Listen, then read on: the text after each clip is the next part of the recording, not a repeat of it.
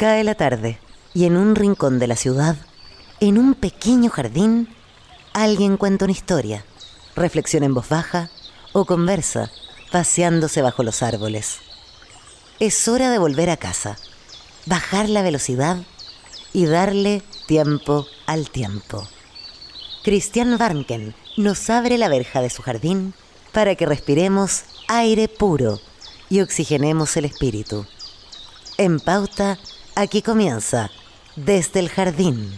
Una presentación de Grupo Educar, construyendo el futuro de la educación técnico-profesional en Chile. Lo esencial de toda exploración será volver al propio jardín y ver las cosas por primera vez, decía el poeta T.S. Eliot. Muy buenas tardes, queridas y queridos radiovidentes que al escucharme me ven. Estoy abriendo la verja de madera de mi jardín, estoy caminando, pisando las hojas de este otoño que me encanta, en este mi pequeño jardín al fin del mundo. Hoy día tenemos un invitado con quien vamos a caminar peripatéticamente por este jardín. Él ha estado antes ya en el jardín y viene de muy lejos, así que lo recibimos con mucha alegría y al mismo tiempo con mucha gratitud. Se ha pegado una caminata gigante desde Asturias para llegar a este jardín al fin del mundo. ¿Y por qué lo invité por segunda vez al jardín? Ya voy a dar su nombre. Lo invité por un artículo interesantísimo aparecido en un medio en España que lleva como título El mito del nativo digital. Nosotros vivimos rodeados de mitos en el mal sentido de la palabra, o de ideas hechas que se instalan entre nosotros y se dan por hechas. Bueno, una de ellas es la del nativo digital. Nuestros hijos son nativos digitales, nacieron casi como que venían de un mundo digital que nosotros no conocíamos y lo trajeron acá. Bueno, la tesis del autor de este artículo es que eso no es así, y vamos a conversarlo con él. Él es Eduardo Infante, es filósofo, es autor de un libro muy interesante y de un título muy sugerente, Filosofía en la calle, como la hacía Sócrates, ¿no? Caminando por los arrabales de la ciudad. Pero también publicó Aquiles en TikTok, enfrentando a Platón, a los grandes pensadores, a los influencers de hoy día, ¿no?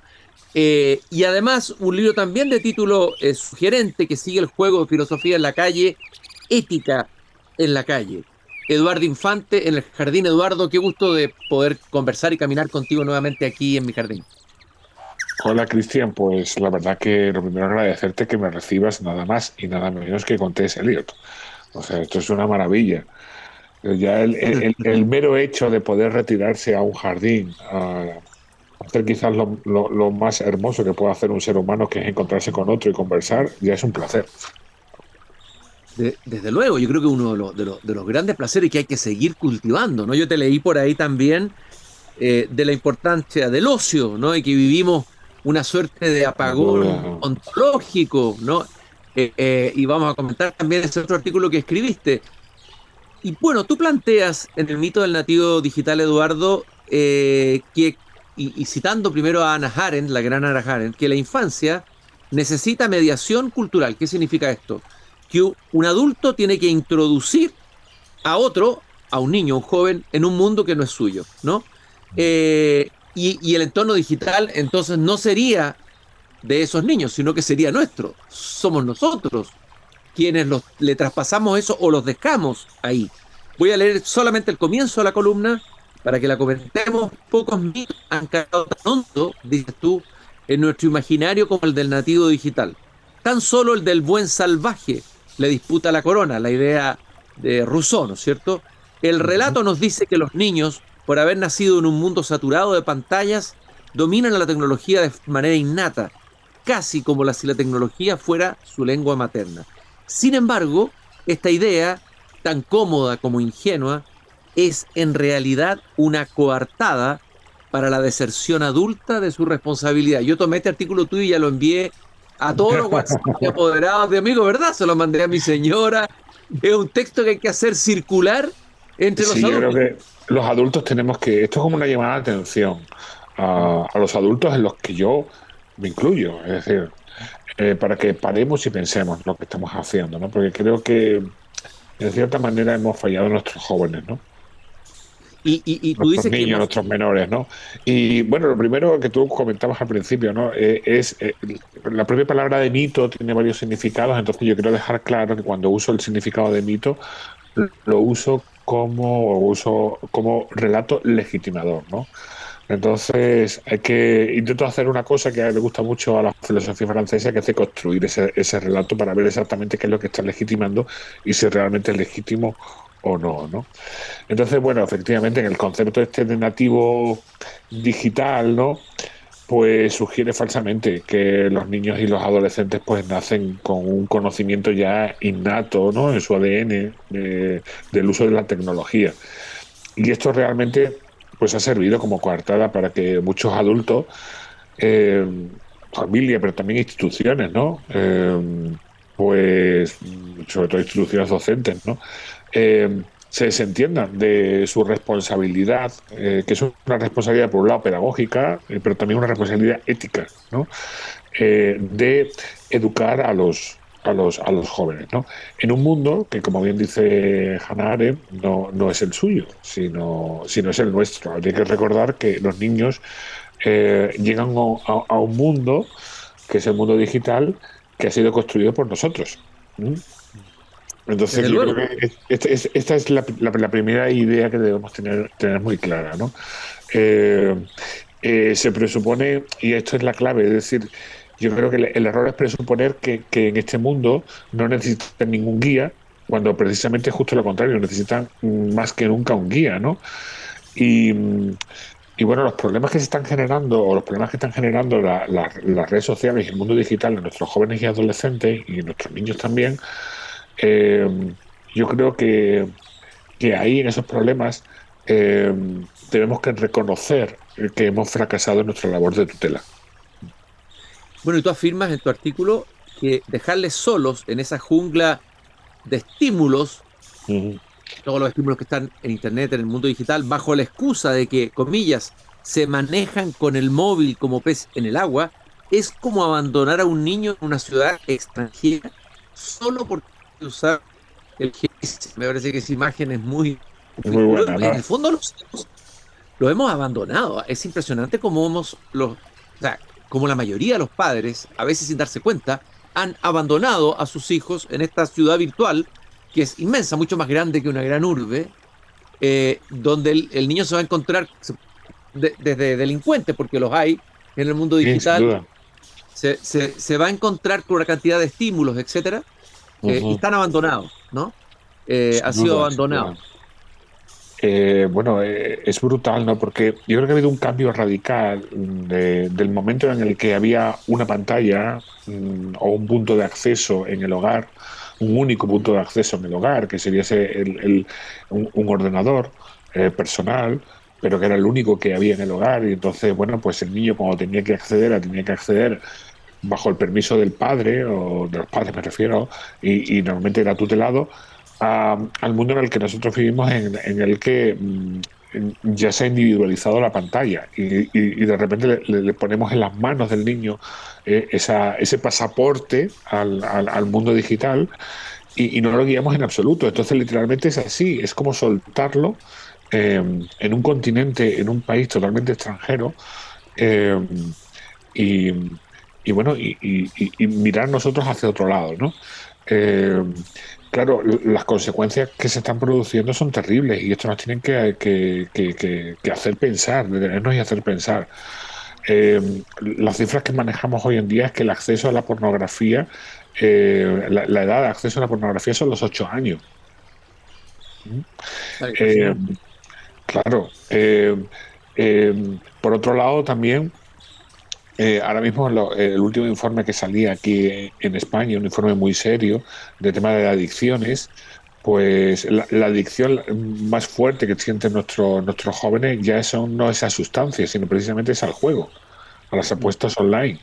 Claro, lo terrible, la pregunta que yo me hago, honestamente y con total sinceridad y con el corazón abierto, es cómo es posible que en el mundo analógico sea muy difícil, casi imposible, que un crío, que un menor, que uno de nuestros hijos pueda entrar en un casino o en un club de alterne, y en cambio sea tan fácil hacerlo en el mundo digital, ¿no?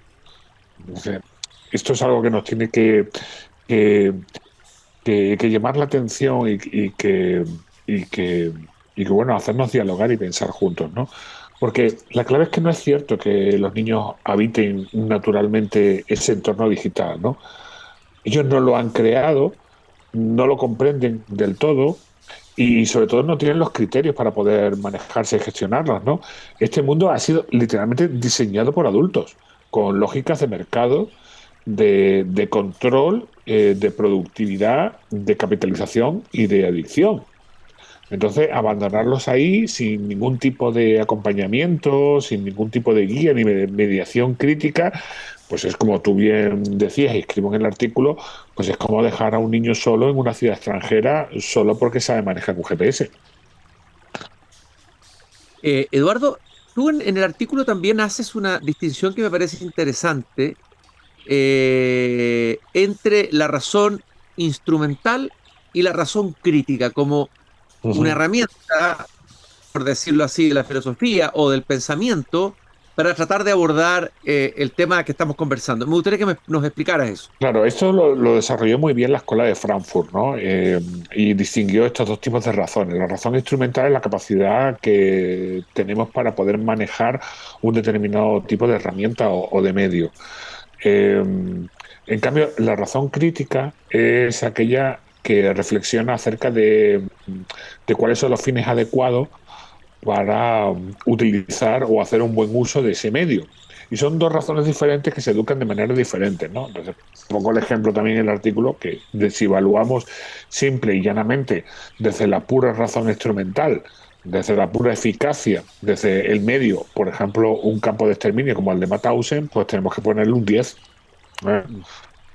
Cumple perfectamente la función para la que fue diseñado. Pero si lo evaluamos efectivamente desde la razón instrumental, desde lo de los fines, pues tenemos que decir que efectivamente que es algo aberrante. ¿Eh? Y que lo que le faltó a aquellos que lo diseñaron no fue capacidad técnica. Como ingenieros eran unos ingenieros asombrosos los nazis, sino lo que les faltó precisamente es esa razón reflexiva, esa razón crítica que es la que tenemos que educar. Entonces, claro, ahí está la clave, es decir, muchos programas educativos, muchos currículum en diferentes países, pues se preocupan y tienen como objetivo fundamental pues educar a nuestros jóvenes, capacitarlos para que sean capaces de manejarse en ese mundo digital. Y confunden y creen realmente que implementando materias y asignaturas técnicas estamos enseñando a nuestros hijos a manejarse en ese mundo, ¿no? Y no se trata de eso. No se trata de enseñar a usar la tecnología desde la pura razón instrumental. Es decir, no se trata de dar clases acerca de cómo manejar un Excel o cómo manejar un Word, ¿eh? O una inteligencia artificial, sino precisamente se trata de educarlos acerca de cómo usarlas bien. Y ahí está la clave. Y yo digo bueno, pues es curioso porque la, la educación o la materia que enseña a usar bien las pantallas y la inteligencia artificial pues curiosamente nació mucho tiempo antes de que se diseñase ninguna pantalla ni ninguna inteligencia artificial. Y se llama filosofía. Nació Se hace llama unos 200 filosofía, años, desde luego. efectivamente. Se llama Entonces, filosofía. si lo que queremos efectivamente es curioso, porque la educación que nos enseña a usar la técnica no es técnica.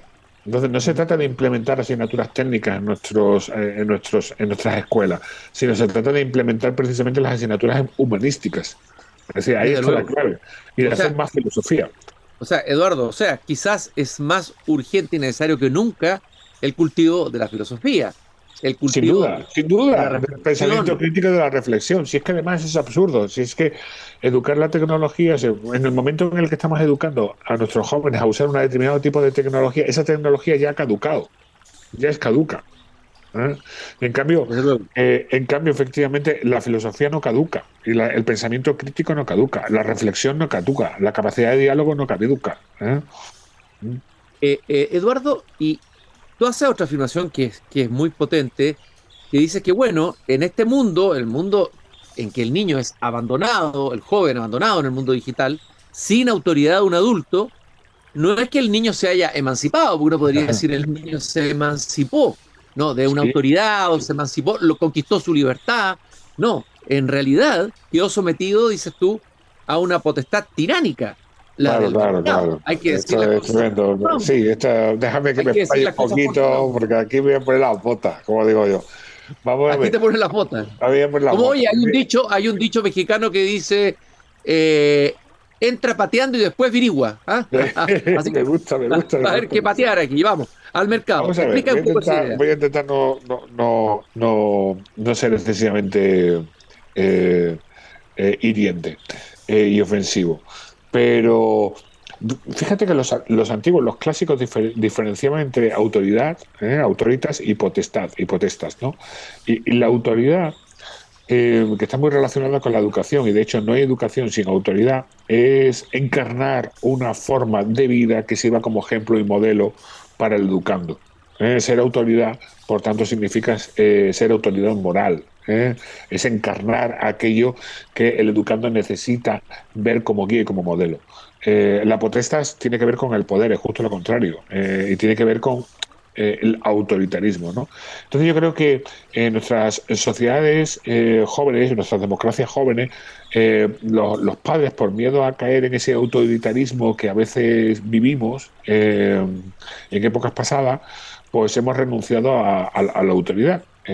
Entonces, ¿qué es lo que hacemos? Pues efectivamente, hacemos algo terrible que es dejar al niño solo. O sea, imágenes podemos verlas en cualquier sitio, ¿no? Es muy fácil ver esa imagen de los padres tomando café o estando en cualquier sitio y el niño solo frente a la pantalla, ¿no? El niño solo ahí ante una pantalla, ¿no? Entonces, eh, claro, el dejar al niño solo ante la pantalla acarrea efectivamente el abandono absoluto del niño en un mundo que eso no es darle libertad al niño, ¿eh? Justo lo contrario, es decir, renunciar a ser autoridad para el niño es abandonarlo a un mundo en el que sí que hay una potestad, sí que hay un poder, y precisamente es el poder del mercado. Es decir, es el mercado el que va a decidir eh, qué es lo que el niño debe desear, qué es el que va a controlar los impulsos del niño y es el que precisamente lo va a dirigir sin ningún tipo de guía ni acompañamiento por parte nuestra, ¿no? Aquí hay un fenómeno brutal que se está produciendo en Europa y es que las empresas de cosméticos han encontrado un nuevo nicho de mercado, curiosamente en los niños. Entonces, a través precisamente de redes sociales como TikTok, que son las que usan más los jóvenes y los niños, pues tienen a influencers de jóvenes como ellos que se dedican a crear una necesidad pues inexistente sin duda en un niño pequeño como es las cremas hidratantes. Entonces hay todo un fenómeno en el que te ves a niños y niñas de 8, 9, 10 años gastando dinero en comprar y en hacer rutinas por la mañana hidratando su piel.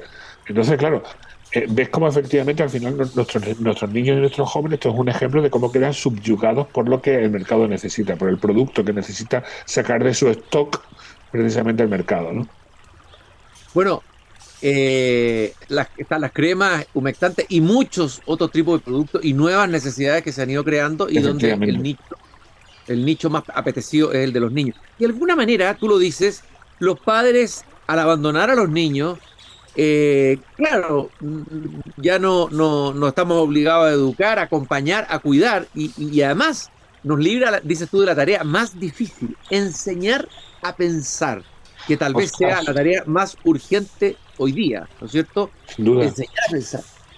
Claro, porque si has pensado, lo más difícil es precisamente lo que intentó hacer Sócrates, porque las normas no siempre valen. Las normas son ciertas guías, pero la vida, lo sabemos los adultos, es muy compleja y hay momentos determinados en el que ninguna norma eh, puede, puede servir en todos y cada uno de los casos posibles, ¿no? Cada caso es complejo y necesita ser examinado, ¿no? Y, y esa capacidad reflexiva en la que nos jugamos todos, ¿no? Porque el propio Aristóteles nos lo decía, ¿eh? Es decir, es aquel que sea capaz de ser prudente, aquel que tenga la virtud de saber pensar en cada caso que la vida le va poniendo en su camino, que es lo que debe hacer para alcanzar su plenitud como ser humano, ese será feliz. ¿Ah? Y no hay un manual de instrucciones previo, ni hay un código de normas, ojalá lo hubiera, pero no lo hay, no hay un código de normas, ¿no? Sino que esto exige un continuo reflexionar sobre la vida, y poner en práctica aquello que ha reflexionado. Y, y esta educación Bueno, y es Sócrates, perdón difícil. Eduardo, decía, ¿no? La famosa frase de Sócrates, que una vida no examinada, una vida examinada merece ser vivida, pero una vida no Claro, examinada. efectivamente. ¿Ah? Primero porque lo que nos hace humanos precisamente es la capacidad de examinar la vida. Pero segundo, precisamente por eso, porque es que el examinar la vida es lo que nos garantiza la verdadera felicidad, la plenitud. ¿Eh? El, el hacernos cargo de nuestra propia vida, el convertirnos en seres autónomos, en habernos construido a nosotros mismos, el que la vida sea realmente nuestra vida, y no sea la vida de otro. Y, entonces ahí no lo estamos jugando, ¿no? Claro, en un mundo en el que nuestros impulsos, nuestros deseos están siendo continuamente controlados, en el que estamos sometidos al algoritmo, en el que se predicen pues nuestras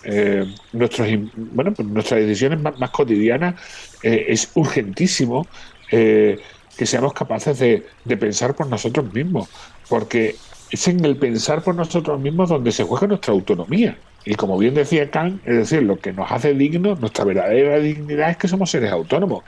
Perder la autonomía, es decir, perder la capacidad de pensar por nosotros mismos y dirigir nuestras vidas, es renunciar a nuestra dignidad. ¿Mm? Estoy caminando por mi jardín esta tarde con Eduardo Infante, filósofo y profesor de filosofía español, autor de los libros Aquiles en TikTok, Filosofía en la calle, La ética en la calle. También escribiste un artículo muy interesante, el anterior uno de los, creo que el anterior, que se llama, lleva por título Apagón ontológico. Ustedes tuvieron en España un apagón, ¿no es cierto? Pero el Sí, apagón sí. parece que no solo apagó la luz, sino que dejó al descubierto algo muy potente, y es que dejó descubierto nuestro desamparo ontológico. A ver, ¿qué tiene que ver el apagón que ocurrió en España con este desamparo ontológico que tú revelas aquí en tu columna? Bueno, efectivamente, el apagón lo primero bueno, ya sabéis, imagino que fue una noticia que recorrió todo el mundo y que cruzó el estrecho, ¿no? El estrecho mar este que nos separa, ¿no? El Atlántico.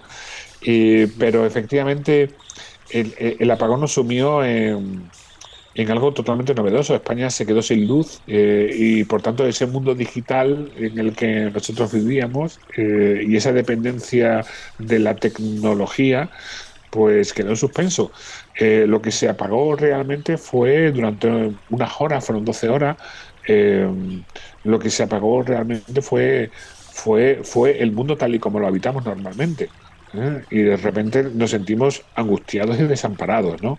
No sabíamos qué hacer. De hecho, era la pregunta que todos nos hacíamos, ¿no? No sabíamos qué hacer porque llevamos mucho tiempo habitando el mundo tecnológicamente. Y es curioso porque de repente el apagón también supuso una oportunidad para preguntarnos por otras formas de habitar el mundo. ¿Mm? De repente, al apagarse el mundo, tal y como lo veníamos habitando, un mundo digital, un mundo no solo digital, sino un mundo al servicio de la productividad, un mundo meramente productivo, ¿no? Donde estamos, da igual lo que estemos haciendo, da igual que estemos trabajando, que estemos en nuestro tiempo de ocio, estamos continuamente produciendo, ¿no? Es, es fácil ver esa típica imagen de gente que incluso en vacaciones hace de su propio ser una marca que tiene que digitalizar y que tiene que, bueno, que tiene que hacer marketing de sí mismo, ¿no? Y que tiene que publicar y publicitar, ¿no? De repente el apagón lo suspendió todo, ¿eh? Y es curioso porque de repente nos volvimos a encontrar nosotros mismos, ¿no? Descubrimos que había otras formas de vivir, que había otras formas de habitar en el mundo, ¿eh? Incluso aquí Claro, se ha repetido es mucho una en España, permíteme que termine, ¿no? Se ha repetido mucho en España, que debería haber un apagón programado cada mes. ¿Mm? claro, sería una sabia medida que ¿Eh? además nos conecta, tú lo mismo dices, con los ciclos de la naturaleza, con los cuerpos presentes, o sea, con el que está al lado, Claro. El prójimo, el verdadero prójimo, el que puedo tocar, ¿no? Y al mismo tiempo, tu artículo dice que lo que puso en cuestión este apagón es la imagen de este ser humano técnico que se cree amo de la energía, de la naturaleza y del mundo. Aquí se revelan ciertos límites. Nuestra vulnerabilidad, Fragilidad, o sea, es una oportunidad. Claro, se puso desde manifiesto nuestra ontología, es decir, ¿qué somos realmente? Somos seres vulnerables que nos necesitamos los unos a los otros y somos seres interdependientes. Algo maravilloso fue ver que de repente, yo creo que esto asombró mucho tengo familia en Estados Unidos y yo creo que sorprendió mucho a los norteamericanos. Yo creo que ellos pensaron que con el apagón lo que iban a ver era saqueos. Y no hubo eso, todo lo contrario. Lo que hubo es que la gente salió amablemente a la calle, que se encontraron los unos con los otros. Era precioso ver cómo pues eso, la gente se encontraba, sacaban las guitarras, la gente se ponía a cantar, ¿no? Cocinaban juntos, escuchaban la radio juntos, que era lo único que funcionaba. Y de repente, como que surgió, nuestra esencia, nuestro ser humano, que somos seres realmente hechos para la polis. Hechos para hacer cosas juntos, para construir cosas juntos, ¿no? Para encontrarnos, ¿no? Para encontrarnos nosotros, ¿no? Y para construir desde el nosotros, ¿no?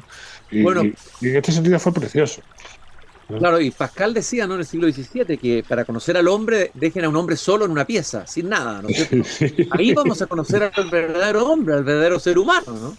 Efectivamente. Recuerdo que esa frase se puso muy de moda durante la pandemia, ¿no?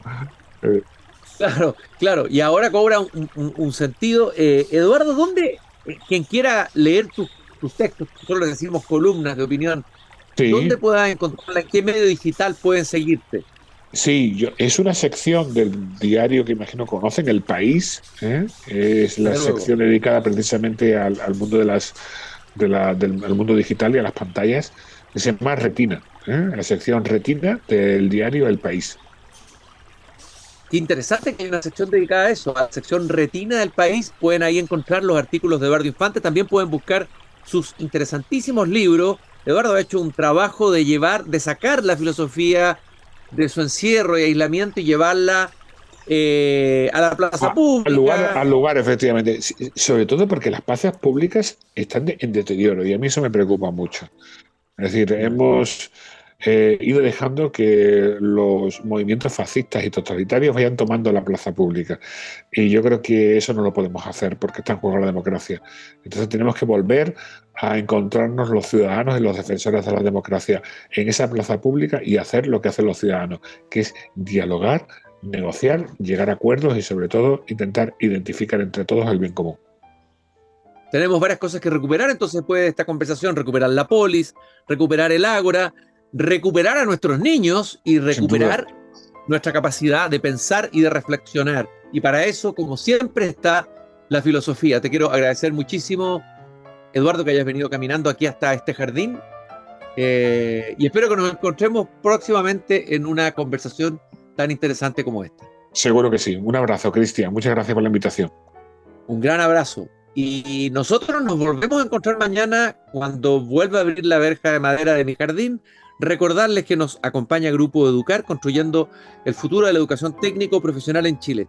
Conoce más sobre nuestro trabajo en grupoeducar.cl. Y no se olviden de la frase que siempre les digo al final del programa, queridos radiovidentes, la frase de Voltaire, que está en el final del Cándido. Hay que cultivar el propio jardín. Hasta mañana. Es hora de cerrar la verja de madera del jardín. Pero Christian Warnken la volverá a abrir todos los días de lunes a viernes a las 20 horas en Radio Pauta, cuando comience de nuevo Desde el Jardín. Una presentación de Grupo Educar, construyendo el futuro de la educación técnico profesional en Chile.